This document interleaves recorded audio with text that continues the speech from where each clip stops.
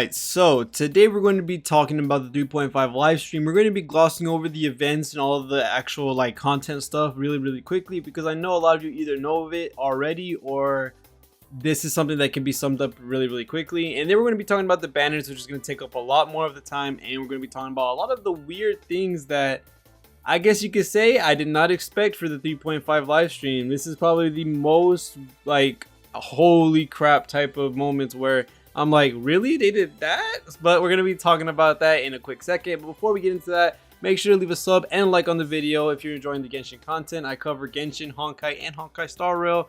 And if you're excited for any of those games or you're here for the Genshin content, make sure to leave a sub and a like. I'd very much appreciate it. But let's go ahead and talk about the things that are going to be coming in 3.5 really quick. And then we're going to be talking about the banners, which is the most confusing thing that I think I've ever felt when watching any of these live streams. So let's go ahead and get into it. We are going to be getting a new Archon quest with the 3.5 update, and with the 3.5 update, we're also going to be getting Intertwined Fate for doing these Archon quests and past Archon quests. So if you've already completed the story all the way up till now, you're going to be getting a good amount of Intertwined Fates by the time this update rolls out. Other than that, we're going to be getting the Windbloom Festival again, so it's really nice to see. We're going to be getting a bunch of events. There's going to be a lot of different mini games, you know, the same thing with a lot of the bigger events. We're going to be getting the Vibro Crystal Verification, which is the combat event with the crystals where you get different effects and you got to do as much damage as possible you can, or beat the enemies as fast as you can.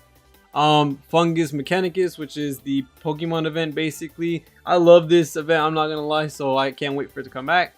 And then we have the wings from Amazon Prime or the Prime Gaming collaboration. These wings look absolutely amazing. A lot of characters are really going to like these wings. These wings look like they're about to be the Fontaine level 10 bounty wings. That's how good they look. Holy crap.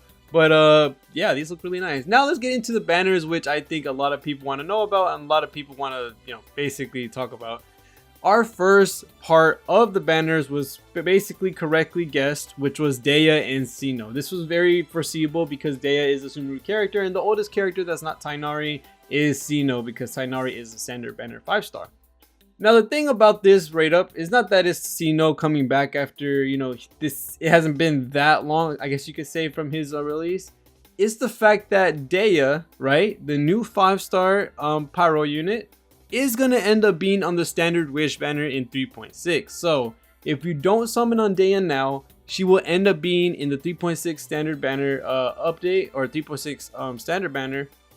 And the problem is, not problem, but it's a really cool thing, she will end up being a 50-50. So if you lose your 50-50, not only are you basically gambling on, you know, Diluc, Kaching, Jean, Chi-Chi, Tighnari, and now Dehya. So Dehya is going to be an option to get in your 50-50s, which isn't bad. It's a new character that's really cool. I think it's really nice that they're adding more and add more frequent weight, actually, because it's getting to a point where this is becoming a thing now and not just a one-off chance or a one-off thing. They're actually adding more units to the standard banner, which is really nice. But will Dehya be able to, I guess you could say, stand up into the standard banner, or will she be standard banner tier? So that's the only problem we got to think about when summoning for her. Another problem as well when thinking about Dehya and her summon is that since Dehya is becoming a standard banner character, after this banner, she will no longer get a specialized banner like this. So you will not be able to summon on her basically specialized or specifically, just like how Tighnari is not going to get a banner since he's been put in the standard banner after his release. So if you want your best chance of getting Dehya, you're going to have to summon for her now. If you're going to take the chance and wait till you lose 50-50 and hopefully get her, because now there are a lot more characters in the standard banner pool, it just might be a little harder to get her just because there's so many and you never know what you can get. You can get lucky and get Dehya, or you can go years without getting Dehya. That's basically the luck of the draw when it comes to summoning for characters and hoping that you get them on your 50-50. But hey, maybe you get them on the standard banner itself, and with those free summons you might end up getting really lucky. So other than that, that's pretty much it for the first phase. I think it's really cool that they're adding her to the standard banner and she's gonna become a 50-50 character. I just hope she can stand the test of time and be able to put out what she needs to be doing in order to stand above the rest of the standard banner characters. But other than that, that's pretty much it for the first phase. Really cool, Sinnoh and Dehya. So, you know, their weapons are going to be really cool as weapon banner. Not too bad, not too bad. And then this is what got me like, what the F? Shenhe and Ayaka for the second half of 3.5 with Mika as a featured 4-star. Now this caught me by full surprise. This is a Mondstadt centered event, a Mondstadt centered patch basically. And we are getting Ayaka from Inazuma and Shenhe from Liyue. Now this caught me so off guard, and I thought Eula was a for sure character to come because A, she has one of the longest times without a banner since her release with Albedo back in 2021 of December, I think. And also the fact that Mika is a 4-star physical support. So the fact that he's a support for physical, and that, you know, Eula hasn't been back in almost 2 years. I think it's actually 2 years. Oh no, it's around, you know, basically a year. She has been gone for a year. I thought Eula was a for sure pick in here, like 100%. I thought Eula was going to be 1000% a slot character in this second part of the banner, but apparently that's not the case. So Eula havers, or who, I mean Eula wanters, are going to have to wait just a little bit longer because Ayaka and Shenhe took the slot. Now this is actually really exciting though for people that don't want to summon on Dehya and people that don't want Sinnoh, because I know Sinnoh is very controversial when it comes to his worth, but I kind of do want to make a video on him to show how he is now with all the Dendro support that is added to the game. Having Sinnoh and Dehya at the first part, Dehya being a standard character and Sinnoh being so controversial when it comes to his worth, having Ayaka and Shenhe here is actually really crazy, just because Ayaka, what 100% of tier 0 DPS for Cryo still is, absolutely amazing at C0, absolutely busted at C2, and then Shenhe, one of the best Cryo buffers out there. She literally turns you into an absolute walking nuke. It's really nice to see these banners, I'm not gonna lie. I just have a problem with Mika being on these banners because yes, whale problems, I know, or dolphin problems, whatever you want to say.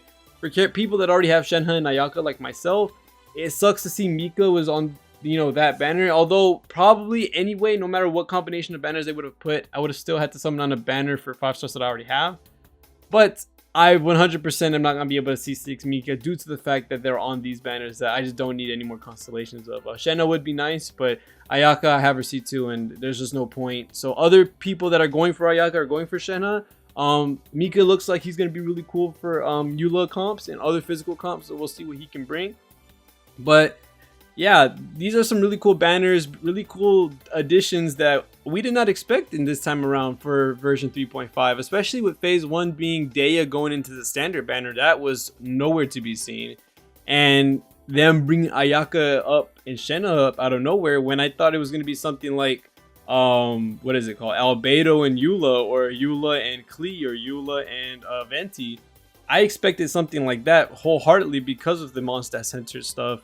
And they just threw every character out that was Mondstadt. Said, nah, we're gonna put out Ayaka and Shenhe. So other than that, let me know what y'all expected or what y'all thought about the 3.5 live stream. Let me know what characters you want to summon on, Ayaka, Shenhe, or Dehya and Sinnoh. I will be making videos on all of these characters, especially Ayaka and Shenhe, because these characters are very, very popular, very, very wanted by the community, and I play with these characters almost non-stop. Dehya is going to be very fun to cover, and then Sinnoh, we are going to be talking about him a good bit as well, because a lot of people just haven't given him the light of day since his release. So other than that, thank you guys so much for watching all the way to the end. See y'all on the next one. Make sure to leave a love, make sure to leave a like and a sub, and see y'all guys in the next one. Peace.